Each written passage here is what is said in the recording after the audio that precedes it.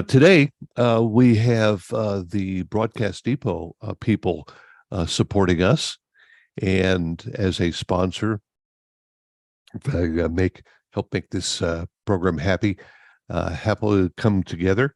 And in honor of our guest today, they have put their SM7B on sale. The list price is $399, but you will get that and a free 10-foot XLR cable for just about $360. That's, pretty good price down on a very good microphone. Speaking of good microphones, and as you know, I've been using the MV7 here a lot lately, which is the digital version of the SM7. But today, what a treat. We have Michael Pettersen from Shure, who is going to talk to us about the SM5 and 7 lines, how we got here, what they can do, and the newer one, the SM7DB. So, Michael, let's turn it over to you. And anyone, if you have a question, he welcomes it. Press your space bar or alternate A, and we'll enjoy our conversation.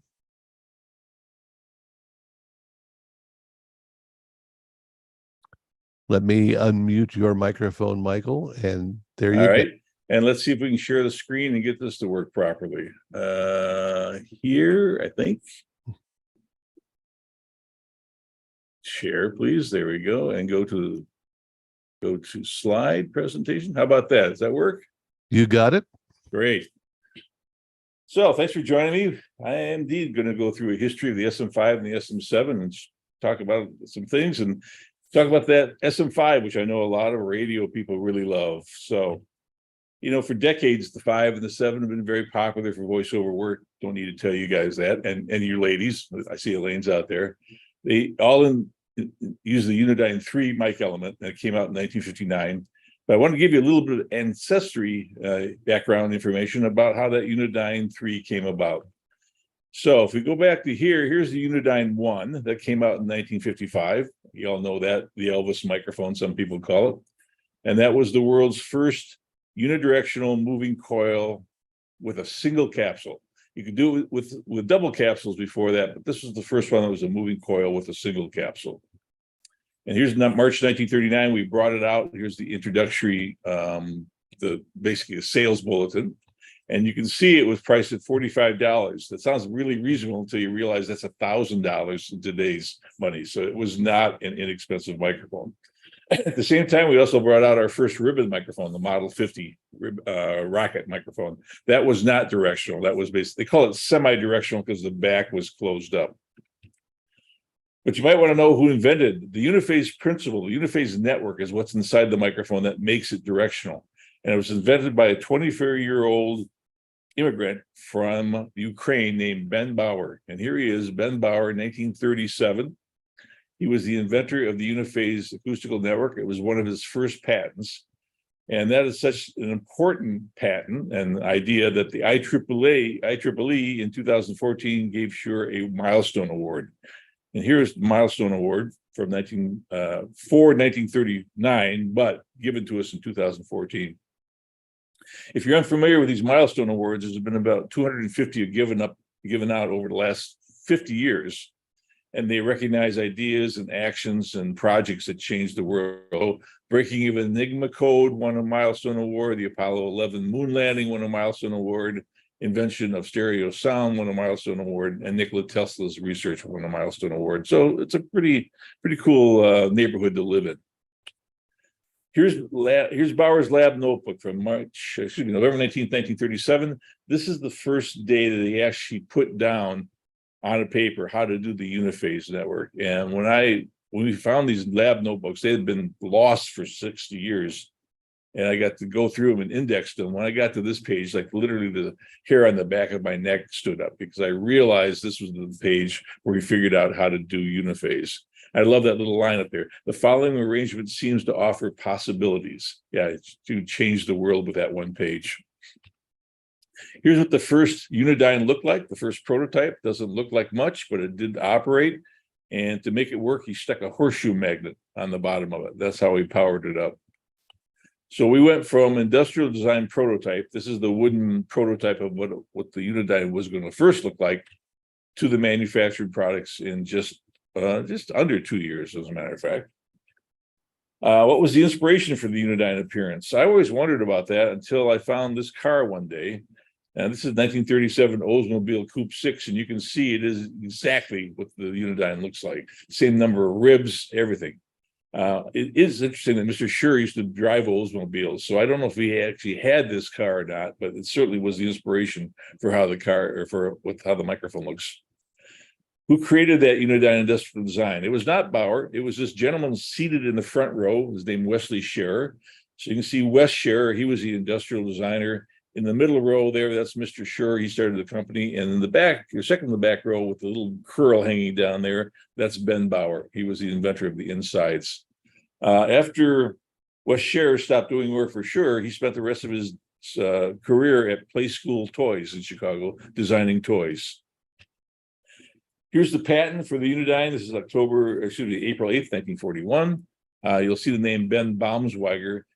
Baumschweiger was Bauer's original name, and he shortened it to Bauer in 1941, apparently because we were doing a lot of military work, and every time the military people would come to Shure, they would say, Baumschweiger, is that a German name? And he just got tired of it. So he got rid of it and turned it into Bauer. But this is, again, the most important patent in their name. And this right here, that diagram was what you saw back on the original handwritten page. So we sold the larger version until 1951. Then television said that big one, the old one is too big, make a smaller one. So in 1951, we bring out the 55S. S simply stands for small. That's the size of the microphone that we still make today. And by 1952, the Unidyne 1 and the Unidyne 2 were exceptionally popular mics for live sound. Public address live performances growing across the country. And this happens to be a microphone that works very good regarding gain before feedback. As I mentioned, Elvis, he was so often seen with the Unidyne 1 that people refer to it as the Elvis mic. Frank Sinatra started using the Unidynes when he was Tommy Dorsey, and here he is a little bit later using the smaller Unidyne S. And of course, then there are people around the world who basically tattoo them on their bodies. I do not have a Unidyne tattoo on my body, but I was mentioning there, I was at a trade show once, and the guy comes up and he shows me his Unidyne tattoo on his right bicep.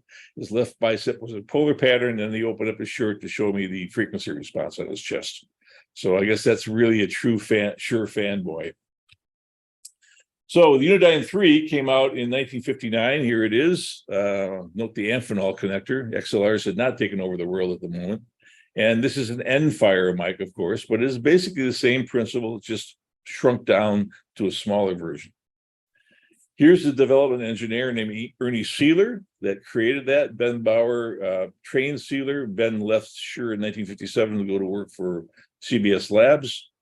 And the Unidyne 3, again, was an end-fire microphone, and the one key element of the end-fire microphone is it gives you a very uniform polar pattern, and that helps with gain before feedback.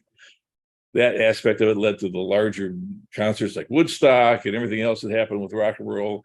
And again, it was ironic because Ernie Seeler disliked rock music extensively, and yet the microphone that he created probably did more to drive live sounds or live loud concerts than any other microphone in the history. Here's the Beatles in 1965. They're using a Model 545. This is at Comiskey Park in Chicago.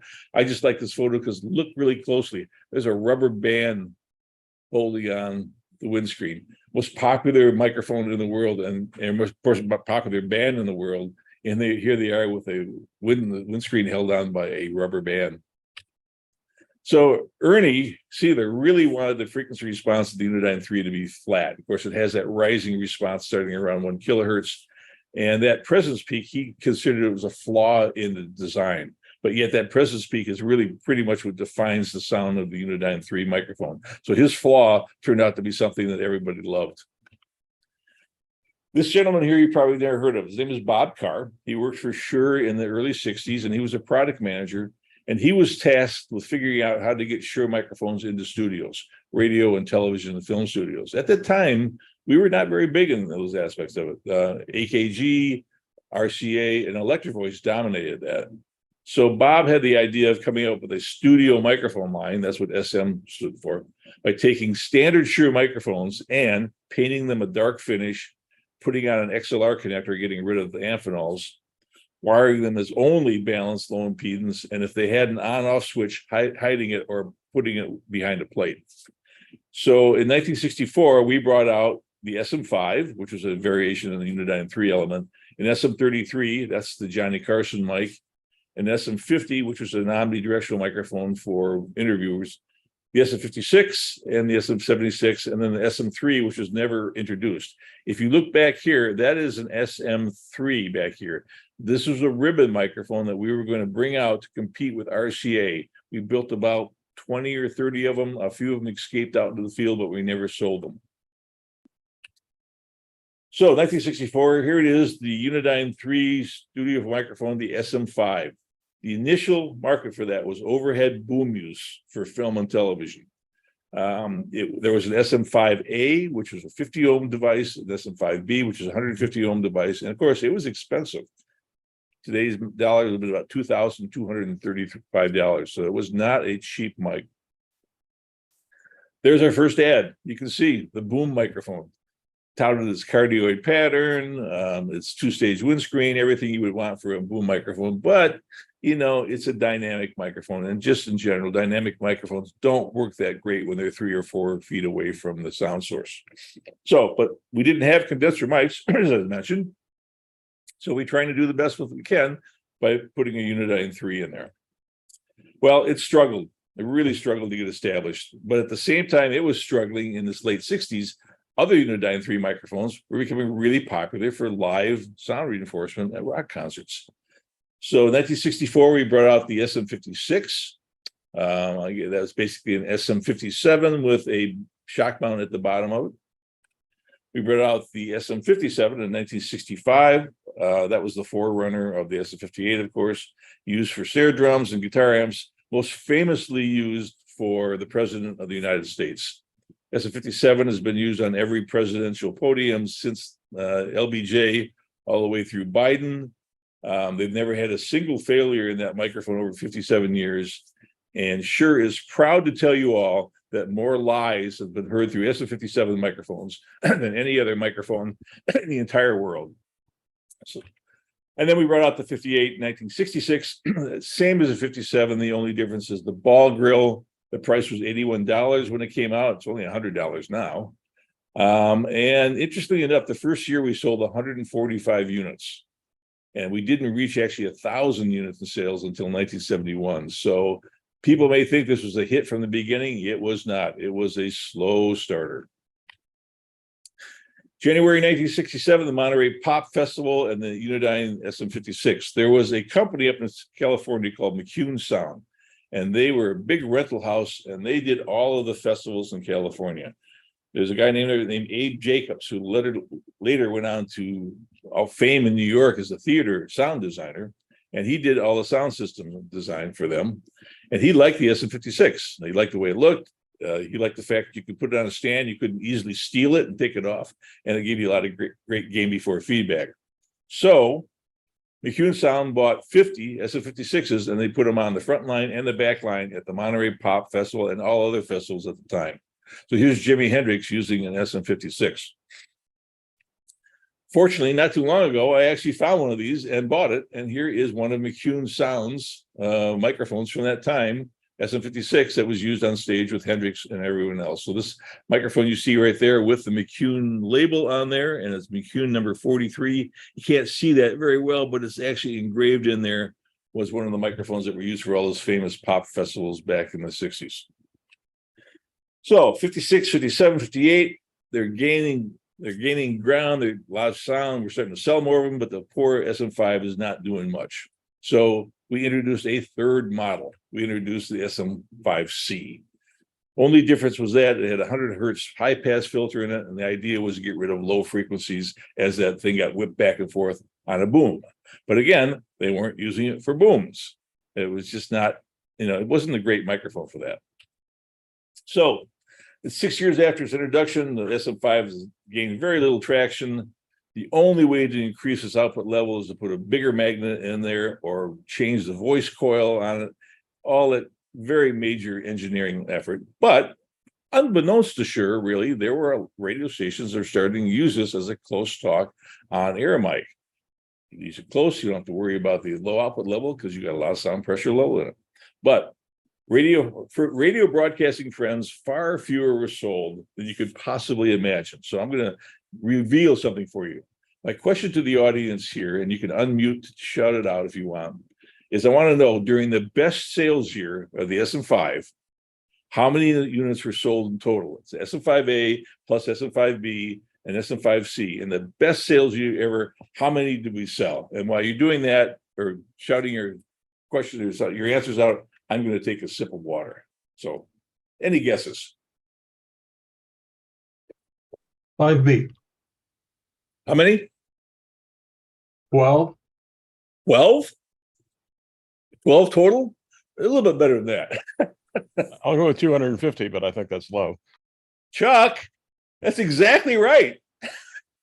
Maybe I heard somebody from Shure tell me that at some time. That is exactly right. The most we ever sold in any one year was 250 units. And that's pretty paltry for sales. But, radio stations were the primary customers. They didn't wear out. They didn't stop working. They would replace the windscreens. You didn't buy any more. So it was just a limited market. So it was 1988 that we discontinued the SM5. It was $586 at the time. Now we're going to back up to 1969. So SM5 was expensive to manufacture. Some people thought it was too large. So we wanted to make a project to make a smaller, low-cost model, and that's what became the SM7. So Michael? Yeah. Why was the windscreen so big on the 5? It was to keep the wind noise down when you moved it back and forth for booming. It was all for booming,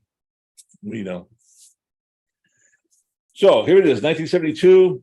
The SM7 is another variation on Unidyne 3 element. There is a air-filled rubber donut inside to keep the shock mount operating, or to be the shock mount. The yoke mount was a variation on the SM5, and the industrial design was new and really pretty innovative. So here's the first and only flyer that we've ever created for the SM7. This is from 1972. The first units are actually sold in 1973. The unit user price back then was $256. Now think about this. Today, you can get it for $399. So it really hasn't kept up with inflation. In today's money, that $256 would be $1,810. And so you can see that this is really kind of a bargain if you look at it in regarding inflation. But voiceover is the primary market. We're not trying to use this for a boom microphone.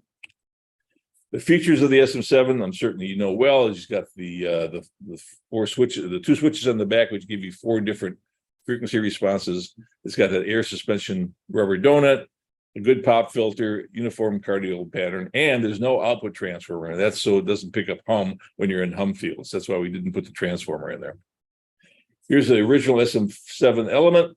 The acoustic chamber on the far right, that's larger than it is on the 58. That helps extend the low end. You can see the rubber-filled donut there with the green arrow. Humbucking coil is on there with the red arrow. And then the resonator on the front is actually a variation on the SM57 resonator. And I'll talk about that a little bit later. Here's the guy that designed what the SM7 looked like. Jerry Pleiss, and I knew Jerry, he worked here in the 60s, 70s, and 80s. He was primarily a microphone development engineer, but he decided to take a crack at doing the industrial design for the SM7. And think about that. That microphone still looks modern, even though it was done 50 years ago. Here's Jerry's design patent for it. This is awarded in 1974, and it was the only industrial design patent he ever got. So took one chance at it and did pretty good. For 26 years, the SM7 was unchanged. And then in 1999, we decided to add a better humbucking coil because radio stations started using CRT monitors to do text and the copy. And when you put the CRT monitors close to an SM7, they would buzz. So we had to make a much better humbucking coil for it. And we also slightly designed the mic, redesigned the mic mounting yoke. So that's what an SM7A is. And then a few years later, 3 years later, we added that extra large windscreen as the supplied accessory. And that windscreen was designed specifically to make it look like an SM5. That's why it was there. It does give you more pop protection, but the primary reason was to make it look like an SM5. And that's what the SM7B is. So from 1973 to 2008, it was a stable microphone. It was not a great selling microphone for us. It was okay, but it wasn't fabulous. And then around 2008, 35-year-old microphone is discovered by the podcasting community and sales start to ramp up. And then online gamers started using it. And then TikTokers and streamers. And today we sell 100 times more every year than we did 20 years ago. It's just astonishing. We literally just opened another manufacturing facility to build SM7s. It's turned into almost like a company within a company. So not too bad for a microphone that's 50 years old. So let's do some fun things. Let's look at some notable users of the SM7 over the years. And this is my legal aspect of it. The images are for educational purposes only and do not imply an endorsement of Shure or its products. Thank you, our legal department. So now let's go on to some photos. You may remember this, Northern Exposure television show in the early 80s. And John Corbett played the disc jockey in this little Alaskan town. And for some reason, they decided to put an SM7 on there, but without the windscreen. I think they just made it look more rugged or something. But what I really like about this is look at the cable up there. Obviously, they weren't using it because they just took a 3.5 millimeter connector and just kind of stuck it in it to make it look like a cable. I mean, you think they could have found an XLR, right, laying on the set somewhere. But that was like weekly exposure for the SM7 in the early 1990s. This is a show on Netflix called Dear White People. The actor is Marquis Richardson. Takes place in a radio studio, and they use the SM7 for that.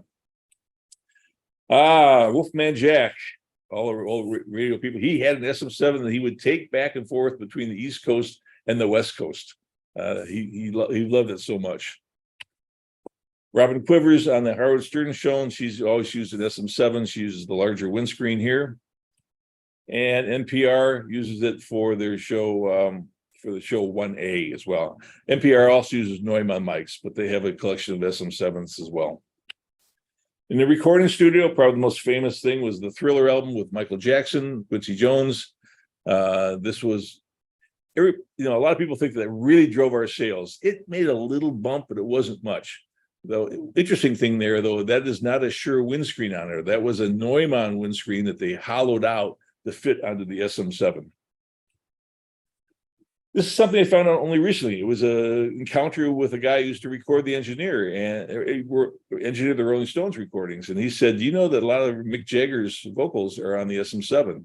He says, since the 70s, we double record them. We double record them with a Neumann condenser and with an SM7. And then during mix down, we decide which one cuts through the mix better. And many times they use the SM7 over the Neumann mix. So this is a shot from 1978 in Paris where he's double mic'd. Willie Nelson in his private recording studio. This actually happened during the COVID, last few years of COVID. Here he's at Willie's home. He's doing an online concert with SM7s.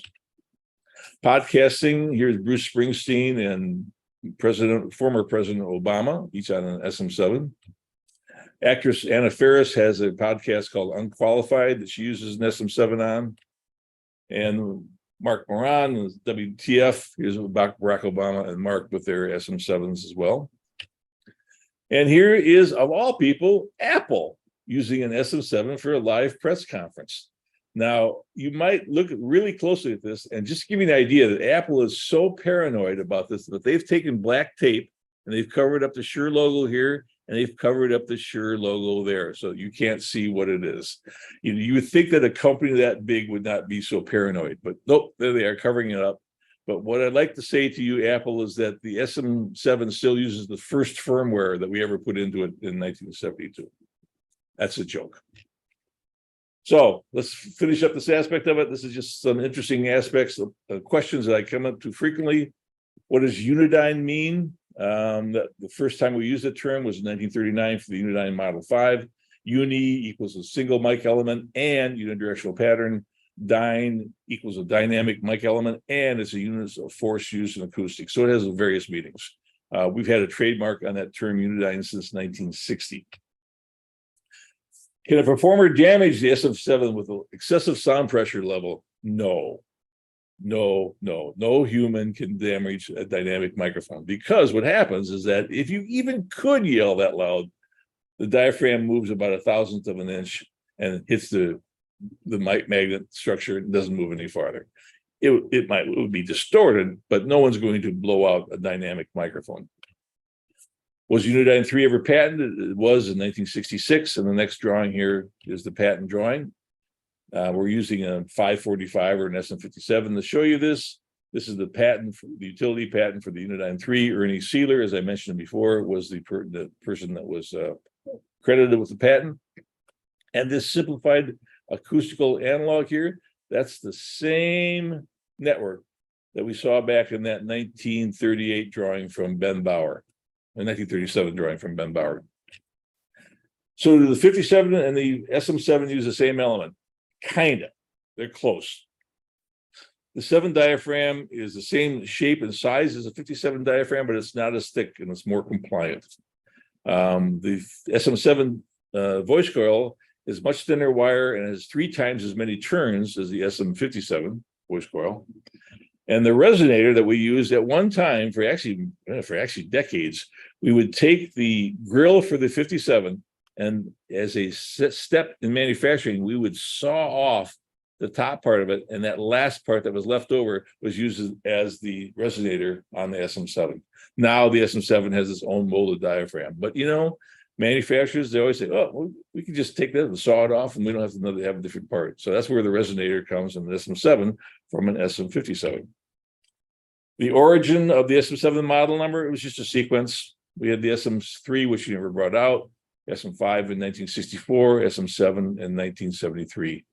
We have made an SM1 and SM2. Those are on-air headsets used for sports broadcasters. We've never used SM4, SM6, SM8, or SM9, but we do have current models, which are called KSM8s and KSM9s. And the frequency response switches, they came because we had accessories already that did that. We had these inline accessories, about 4 inches long, XLR in, XLR out, and one of them rolled off the low end and one of them peaked up the high end. So we just took those circuits from those accessories and stuck them inside the SM7s. So it was an existing technology reused in the SM7 with switches. Here's some more trivia. The SM7 element is set back from the leading edge. That's to help prevent p-popping, or plosives, as we say. And also, there is no output transformer, which I mentioned, because that's to help to reduce hum pickup if it's used next to something that emits electromagnetic interference. And Barry using a Motive MV7, and that was named after the SM7, which I'm sure you're not surprised to hear. So here's the microphone that Barry's using. It's the great-grandchild of the Unidyne Model 55, is introduced in October 2020. It's a dynamic mic element. It's not a Unidyne 3, but it is close to what a Unidyne 3 is. Cardioid pattern. It's got a USB output. It has a balanced mic level XLR output. And you can use the USB output and the XLR output at the same time. Headphone control on it, a mic mute button, headphone level control. I use one at home. And there's also an optional free amp that gives you EQ, limiting, compression, auto leveling, and some other things. I don't use those. I basically plug the microphone in and it works just fine. And this is what Barry talked about before. This is brand new. This was introduced almost 1 month ago, called the SM7DB. It is the same element. This is an inside of SM7B, cardioid pattern, same EQ switches, balanced mic level, XLR output, but it has in it a 18 dB or 28 dB, that's selectable preamp. You need the amp, you need phantom power to power that up, of course. But when you there's also a bypass switch, and when you bypass it, it sounds exactly the same as an SM7, because it is an SM7 inside there, but you have the ability to add 18 dB or 28 dB, thus avoiding having to add something like a cloud lift or after in line with it. So it's a different color. It's black. It's about 1/4 of an inch longer for the circuitry. $4.99 US manufacturing retail. So that's the newest line to this. And to wrap it up, it's 50 years old. It's more popular than ever. We never would have expected this microphone to sell like it does today, used by gamers and broadcasters and streamers. And a guy on radio said that in his 36 years of working in radio, it was the best microphone he ever used, and said nothing else was close. So I like comments like that. And with that, Barry, I'm going to say questions, and I'll stop sharing, and then we can see what goes on here. Okay. All right. Well, thank you. Appreciate all this history. And now I know why the windscreen was so big on the 5. Yep, indeed. So happy to answer any questions, or if you, it doesn't have to be about this. It's anything in Shure history, whatever you want. I'm here until my next meeting. Well, I'll ask a question, and that has to do with the 58. Yep. I've seen so many performers literally eating the microphone, and we could also ask you the proper distance that the 5 and 7 were designed for. But I've seen them literally eating the microphones, yelling as loud as they can, and there's no plosives, which I thought was very odd for such a small distance between the front and the element. And so, do you have a special windscreen inside the 58? No, there's 3 levels. There's the, what you want to do is change the impedance each time, the acoustical impedance. So you got the grill, which is X amount of squares per inch, right? So that's one impedance. It breaks and plosive up. Then you've got foam inside there, which has a completely different number of openings per square inch, and it helps a lot. And there's finally a third foam, which has a completely different number of foam openings per inch right on the grill, right on top of the diaphragm itself, probably separated by 1/8 of an inch. So you've got that plosive, and it gets divided up, and it gets divided up in different ways and divided up the third way. And then by the time it gets to the diaphragm, it's lost a lot of its power. So it has to do with having 3 levels of windscreens. Very interesting, and Yep. makes sense. I mean, as I say, I've seen them used in all kinds of situations, and I've rarely heard a plosive on a 58. You can make a 57 pop like crazy because it doesn't have the grill in front of The it. head It's also set back too. But I try to tell people, I know everybody does this, but if you think of Frank Sinatra, right? Sinatra always used it over to the side, and you never heard a breath, and you never heard popping, nothing like that. Putting the microphone in under your nose, not a good idea in general. Put it to the left. What about the 7 now? Here, I'm talking largely right down to 45-degree angle into it. Yep. Do you prefer to see a 7 coming from above, or like this? Here, facing here, but just over the side like that. I mean, the difference in sound pressure level between here and here is not even probably a dB or not, but the difference between the plosives. If you take your hand and you put it about 3 inches in front of your mouth and you go Peter Piper pick, Peter Piper pick, you'll feel that pop, pop, pop, pop. Put it over here and do the same thing. There's no plosives whatsoever. So the plosives of P's and B's and T's tend to go straight out or down. Put it left and right, nothing there. But nobody wants to do that. Everybody wants to eat it, right? And so, well, it makes them sound like they have a certain large part of the anatomy. I guess maybe so. Folks, do you have any questions for Michael? Anything that you'd like to know about the 5 or 7 series? Sure. The Shure microphones. Or Shure in general. Yeah. Everybody's so quiet. Just press your space button or your alternate A and talk to us. What's your favorite Shure microphone? Yeah, if you're asking me? Sure. Oh, well, my favorite style is called a 701D. We only made it for a couple of years in the 1930s, and it looks like the face of the Empire State Building. It is so cool. It's so Art Deco. It's not a great sounding. It was a crystal mic, not a great sounding microphone. But we also had in 1937, we had a tripolar crystal microphone. It was 2 crystal elements, and by adjusting a switch on the bottom, it could be omni, bidirectional, or cardioid. That was truly amazing. One of the issues we talked about a couple weeks ago when the smooth processor was being spoken about is that each of these microphones have a different output level. You don't try to, for instance, have the same output level as an EV or a Neumann, do you? No, with dynamic microphones, it's gonna be what's the flux to the magnet, how many coils of what, windings are on the voice coil, what's the output transformer. All those things are variable, and so there's really no way. I mean, I suppose you could do that, but you're going to work with what the sounds best first, and then whatever the output level or the output impedance is, so be it. So, if it doesn't sound good, who cares about the rest of the aspect of it?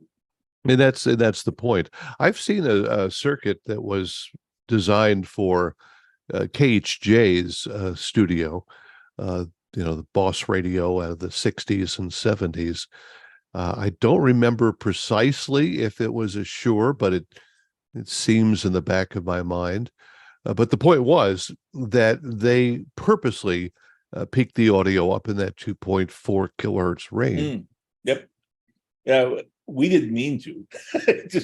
It was a fallout of Ernie's design that it had that peak on it. And thank God we kept it, because it just basically, it enhances all the consonants and just makes things more intelligible, makes things cut through, and we've always kept it from that. We did make a product in the late 60s called the Level Lock, which was kind of like a really basic peak limiter. It was the idea of using in a PA system so that someone who was eating the microphone didn't overload the PA system. It was never particularly successful.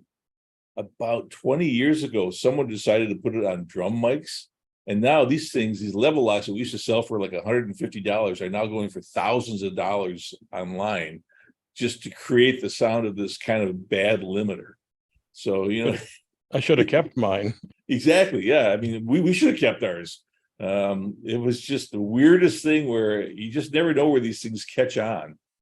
In fact, there's plugins now that basically create the level lock sound, whatever that is. I remember a mic that was rectangular with a flat face. It had some vertical ribs on it. Was that your Empire State mic? Yeah, it was rectangle, vertical ribs. Yeah, that's the S701D from 1937 and 1939. Very rare. I've got one at home. I just loved it. I had to find one like that. But I'd like to bring it back as a USB microphone or something, because it was so cool looking. Acoustically, it wasn't such a great look because it had sharp, rounded corners on it. But man, what a great looking microphone! Yes, so that is the one I'm talking about. About that high, maybe. Yes. Yeah, it's There's great. a museum in Windsor, Connecticut, that has one. They're cool. We didn't sell a lot of them. There's not a lot of them out there, and so I'm always happy to see one and to find them where the real cloth. You almost never find them where the crystals operate. Oh, Chuck, what Chuck go and get? Chuck's got a Unidine. Oh, you got the bookends. You're muted, Chuck. Can you unmute Chuck? I can't hear what he's saying there. Yeah, go ahead, Chuck. Okay. At one point, Shure decided they were going to discontinue the 55S because they said the tooling was just too much and the dies were all worn out. And so they sent all the dealers a pair of, I guess if they like you at least, they sent you a pair of these bookends. I still have mine. Now books are falling off a shelf now because I just pulled this thing off a second ago. Yep, that's right. And then kind of there was a revival of rockabilly, and people wanted the Unidine again, and so we brought it back. And it'll never go away now because it's a trademark. The actual look of a Unidine is a trademark Shure item. Funny story about that. Anytime someone uses that trademark to make money, we have to go after them. You have to defend your trademarks. We shut down IKEA. IKEA was selling pillowcases with the Unidine microphone on it, and they were charging more for the pillowcase they had the Unidine microphone on it than a pillowcase without it. So they were making profit off of our trademark. So we wrote a letter to IKEA, and they ignored it. They ignored 15 letters until in the 16th one, we basically said, we'll see you in court. And they came back and said, what are we doing wrong? and they stopped making it eventually. But yeah, anytime we see that, there was a shower head manufacturer that was making a shower head that looked like the Unidyne. Yeah, all kinds of. My favorite was soap on a rope. It actually was molded like a Unidyne, so you could sing in the shower. Yeah. Perfect. Well, I remember the year the Chinese showed up at the NAMM show in California one year, and there were about 87 clones of SM58s and 57s there. And I know our Shure rep was having a real fun time going around documenting all this. Yeah, Got to aggressively protect your rights. I mean, you really do. Counterfeiting is a huge problem for us. And there is no, we don't have a trademark on how a 57 looks. So if someone wants to copy that, they can. But SM58 is a trademark. They cannot use SM58, but copy the looks of it. Yeah. And the biggest issue for us really is not, losing the sale is one thing, but the bigger problem is you're a young musician, you buy your first Shure SM58 or whatever, you think it's a Shure SM58 and it's a piece of crap, right? Mm-hmm. And then you're soured on the brand. And that's the far bigger problem for us than losing that one sale. Yeah, that's a big long-term problem when somebody decides, well, those Shure mics aren't any good. Yep, exactly. So Michael, they're actually producing a exact lookalike. On what, 58s? Oh yeah. 58s, 57s, exact. Now you go inside, they don't look the same. Because if you decided to build an SM58 exactly the same all the way throughout, you have to charge what we have to charge for it. We're pretty good at being efficient like that. But they make the outsides look good, but the insides are crap. How they sound, and they're really cheap out there. But yes, exactly the same. Sure, they photocopy the diagram, the user guides, everything. And it actually says Shure on it? Yeah. Oh, okay. Yeah, sure. And box says Shure and so forth. I mean, they literally are counterfeits. Do you have a problem with, say, Amazon? Do you have to shut them down periodically? Amazon is actually a huge dealer for us. And I will say this, when we find counterfeits on Amazon, they're very aggressive. They're very aggressive about shutting them down. So they've been good. Yeah. eBay, that's a problem because you have individuals. But Amazon is they pretty much keep to their word of they do not want to sell counterfeit products. And so we watch them on a regular basis. And when we find it, they shut them down typically in a day or two. The problem is they're like cockroaches; they just go elsewhere, and they pop up again. So we have a fairly large legal staff that basically does nothing but chase counterfeiters on a regular basis. And of course, if they're on our staff, then we got to pay them, and that drives the prices up. So the prices would be probably somewhat lower if we didn't have to spend so much time chasing counterfeiters. And that happens when you become a big brand. I'm continually amazed how reasonably priced an SM57 and 58 are. They're the same prices when I was selling them 30 years ago. Well, Chuck, we make more of them, so we can drive prices down that way. That's true. Yeah, but one would think that everybody in the world would have at least one SM58 by now. I bought my first one in 1971. I still have it. I've never bought another one. I have several of them. Right, they still work. So right. That's the problem with a really good product that works for 50 years.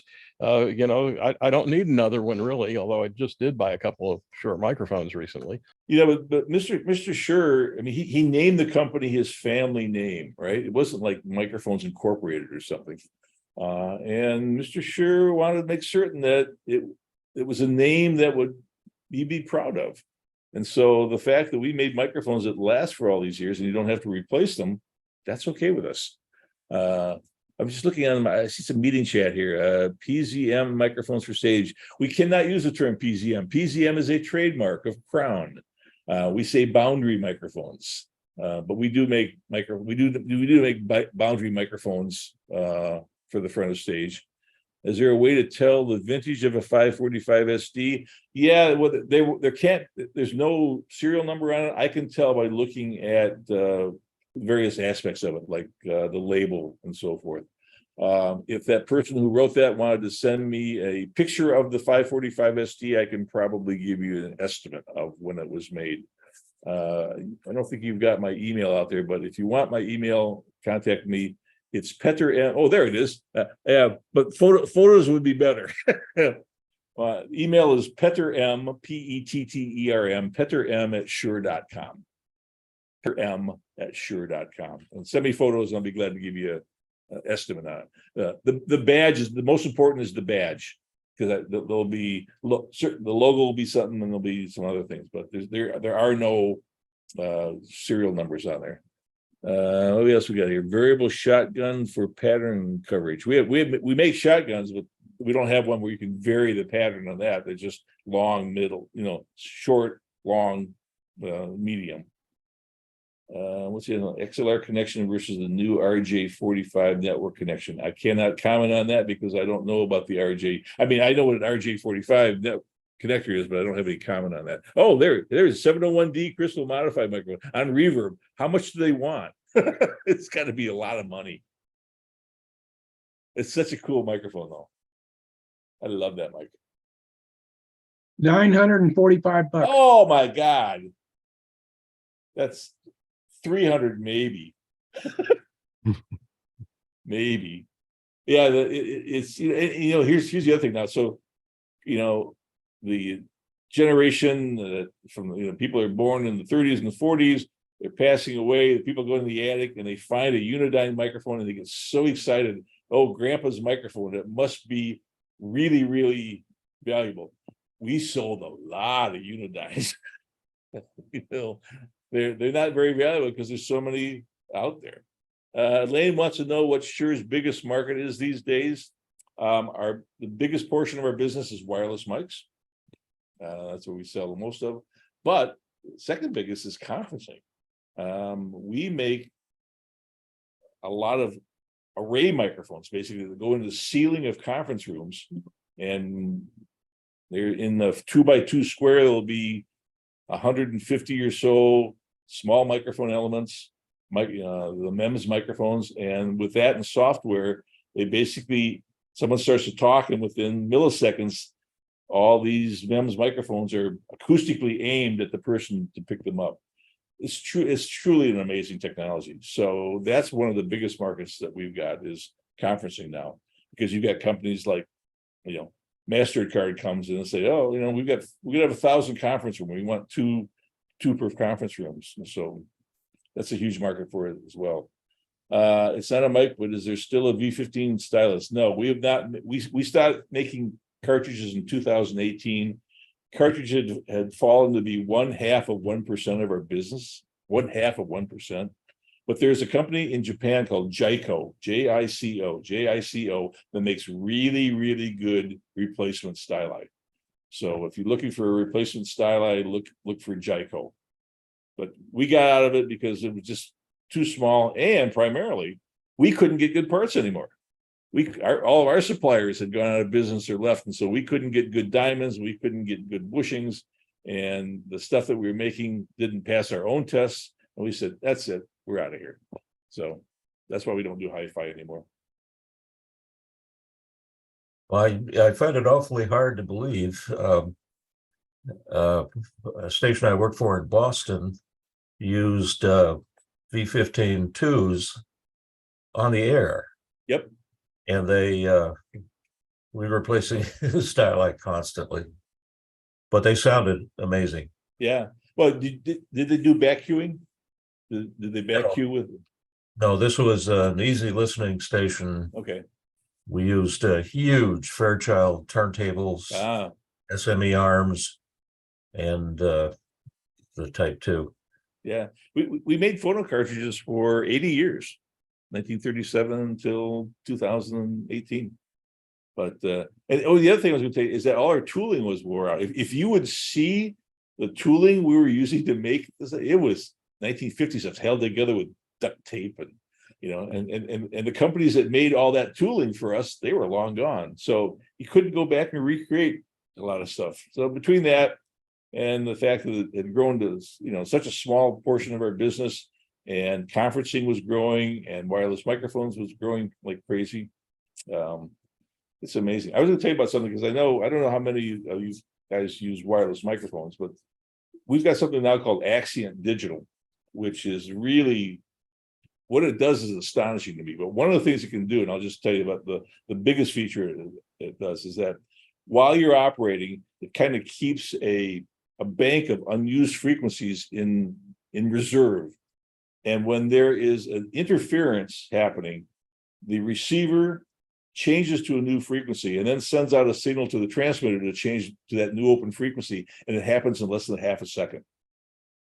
So it's changed how concert sound is done now, and it's changed how television production is done to such a manner that in September 2002, we received an Emmy Award for Axient Digital because of how it's changed how television production does. It's just astonishing. It ain't cheap, I can tell you that.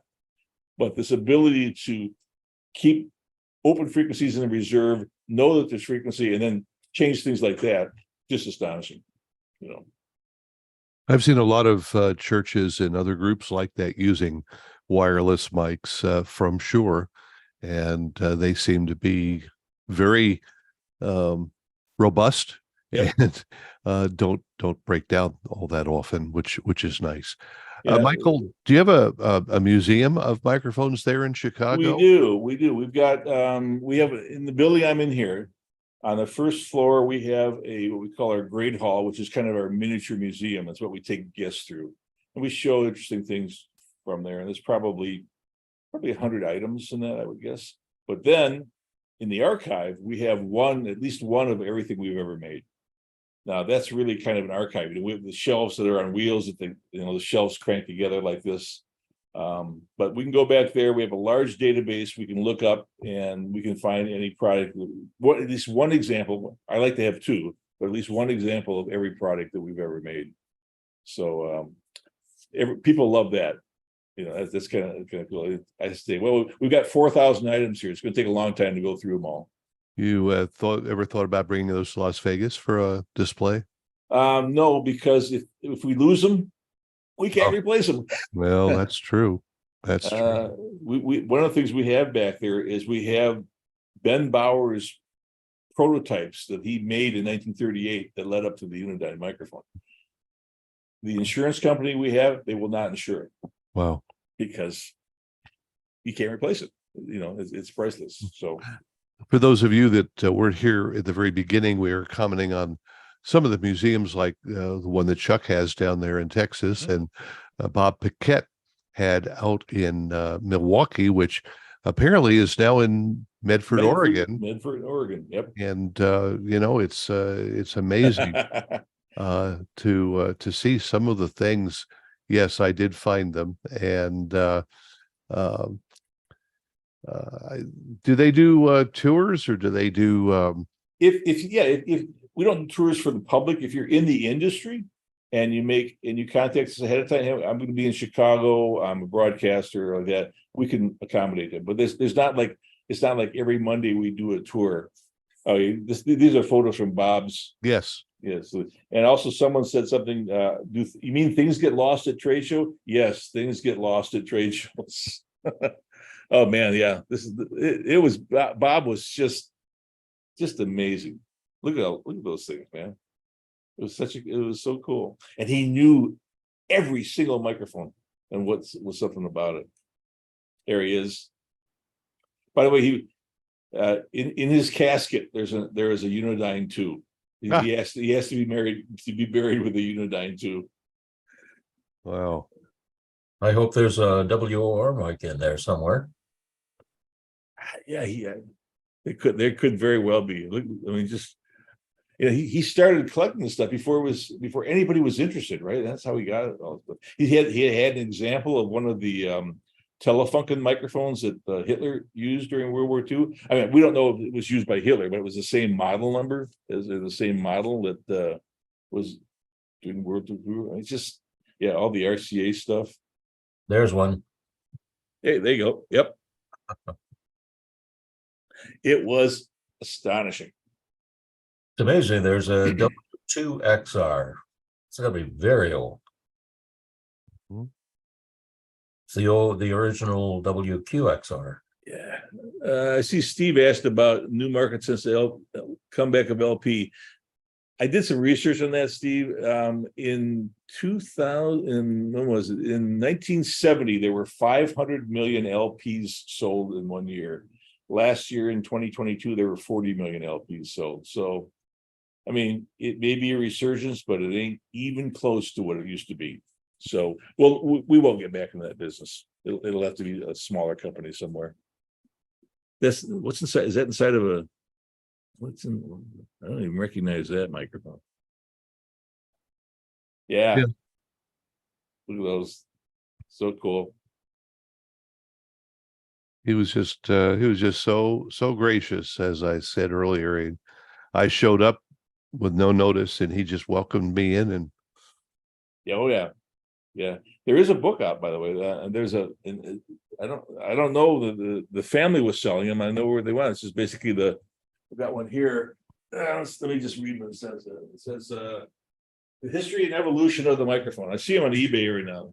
It's really just kind of a catalog. It's really not even indexed and so forth. But oh, nice wire recorder there. I saw that. Yeah, he smart had a transmitter. few things other than microphones. Oh God, yes. Just a few here and there. Chuck says, "Remember the Shure gooseneck mic?" Yeah, I do remember the gooseneck microphones. They would fit on our A101, our SR101 console. Yeah. I use them on a bunch of stuff. We have one of Shoko's original super boards at the it's Superboard A. It's the first one they made, and that was quite something in 1973. It was made for James Taylor. It's missing the lights, but the board works after being in storage for 25 years. Chuck, do you remember the Shoko was really big on using our 548 microphone, our Unidyne 4 microphone? Do you know why? Yeah, Rusty Bruchet liked them. That's why. I was Shoko's second employee. Okay. They fired the first one 2 weeks after I got there, and I should have figured that out right then, but it took me 3 or 4 more. So Rusty liked them, and that was it. Okay, that's simple enough. Makes sense. I just thought some of you might have enjoyed seeing some of that. Yeah, great. Yeah, Eric, great. is that online somewhere? Is that mic collection online somewhere? No, Not that I'm aware of. but Yeah. check Sylvia Massey, Massy, Sylvia Massey, who is a record producer. She did produce records for Prince and a few other people, and she's in Medford, Oregon. So I'm not sure they're going to open up the museum eventually. I just don't know where it's at. But you can look up Sylvia Massey, and she'll give you an idea. And she'll also, like Bob, she'll also talk your ear off about microphones. But I'm really glad Sylvia bought it, because she's kept it all together. She has sold off duplicate copies. Bob sometimes had 5 of one thing and so forth. But it's truly an amazing collection. But Michael, I think Sylvia may have a couple of interviews and museum tours on YouTube somewhere. I think you're right, Elaine. Yep. She's a delight. She's a delight, and if you show interest in old microphones, she'll be happy to talk to you and so forth. But it's pretty amazing. And imagine packing that up and moving it all across the country. Yeah, there was one thing Bob had. There's one.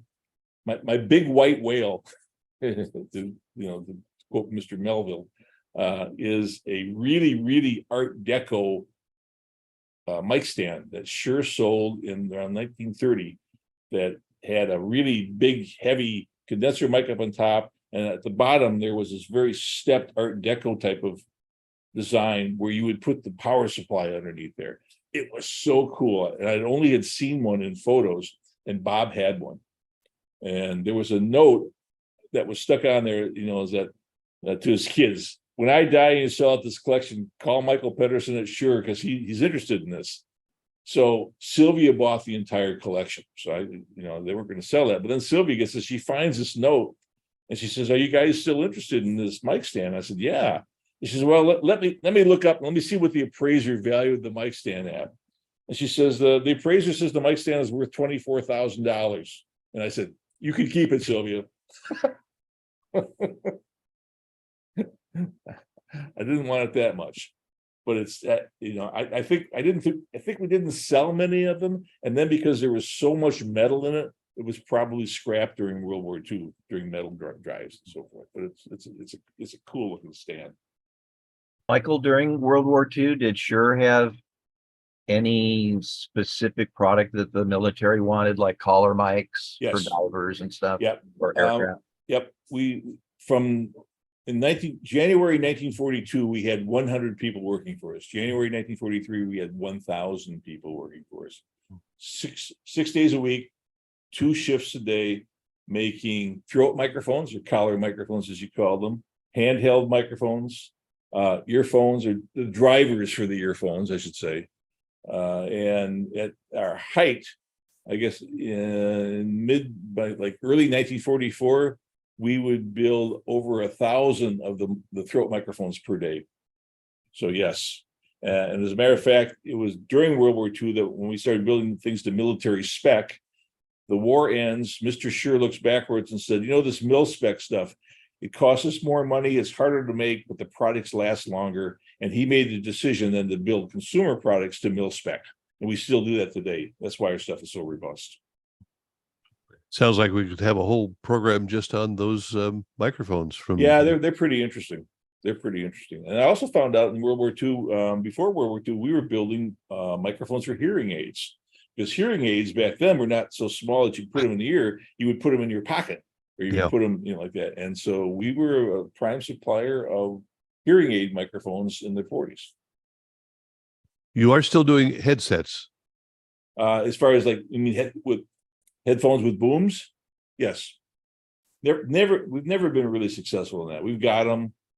I think they're really good, but Beyer and Sennheiser have really captured that, and we've just never really been able to crack it. And also it's another thing where even if we cracked it, even if we had all of it, it pales in comparison to what SM58 sales are, or even SM7 sales are. So we do have headsets. They're comfortable. They sound great, but are they that much better than Beyers and Sennheisers? Nah. Well, Sennheiser, of course, made their mark with the open air headsets and such. So Indeed. We've come up to the full hour here. Oh, even more so. I know you've got to go somewhere, but before you go, anyone have any more questions they'd like to pose about what we've seen today, or Shure in general? What sells more, the SM57 or the 58? 58 by about a factor of 8. Oh, wow. Yeah. 57 is not nearly as popular as you might think. You see a lot of them, but 58's far outsell that. Yeah. And again, I'll repeat my email address. If you have old vintage mics, if you run across something of interest, I really want to see it. My job is the historian. I love this stuff. Who knows? You might have something that I'm interested in, and a lot of times we will barter. If you don't have this old microphone you want some new microphones, we barter. But my email is Petterm, Petterm, Petterm @shure.com. So you're not bothering me. In fact, it's what I get paid to do.